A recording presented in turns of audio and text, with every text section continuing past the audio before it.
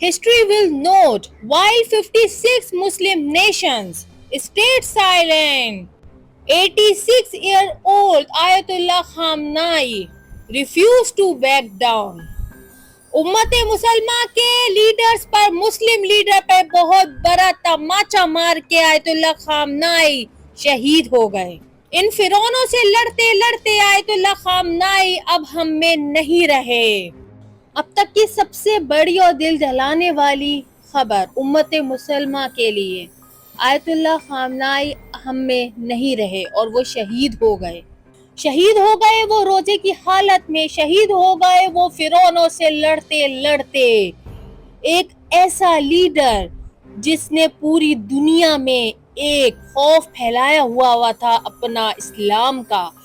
इस्लाम के लिए वो बोलता था, मस्जिद अक्सा के लिए वो बोलता था, जहाँ पे पूरी दुनिया के लीडर, मुस्लिम लीडर इन फिरौनों के कदमों में जाके बैठे होते थे। आयतुल्लाह खामनाई इनके कदमों में नहीं बैठे, बल्कि सीना तान के इनके आगे खड़े हुए और कभी झुके नहीं। उन्होंने मस्जिद अक्सा के लिए आवाज उठाई, उन्होंने गजा के प्यारे मुसलमानों के लिए जो शहीद हो रहे थे उनके लिए आवाज उठाते रहे। जहाँ जहाँ पूरी दुनिया में मुसलमानों पे जुल्म किया जा रहा था उसके लिए वो आवाज उठाते रहे और मुसलमानों के शाना बशाना खड़े हुए। और आज अफसोस के साथ कहना पड़ा है कि आयतुल्लाह खामनाई हम में नहीं रहे और वो शहीद हो गए रोजे की हालत में। ये खबर सिर्फ ईरान के लिए नहीं बल्कि पूरे आलम इस्लाम के लिए बहुत ज्यादा अफसोस की खबर है कि हमारे बेहतरीन लीडर अब हमारे बीच में नहीं रहे। बट क्या आपको पता है कि ईरान ने वो कर दिखाया है जो लोग ख्वाबों में सोचते थे, शायद ख्वाबों में भी नहीं सोचते थे, ईरान ने वो कर दिया। ईरान ने 150 बैलिस्टिक मिसाइल ड्रोन्स के जरिए इजराइल पर जवाबी वार किया और इस हमले से चंद बातें पूरी दुनिया के सामने साबित कर दी हैं। सबसे पहला काम जो ईरान ने किया है वो ये है कि जो इनके टेक्नोलॉजिकल सुपरवाइजर इजराइल का ये जो बबल था ये एक ही रात में तबाह और बर्बाद कर दिया।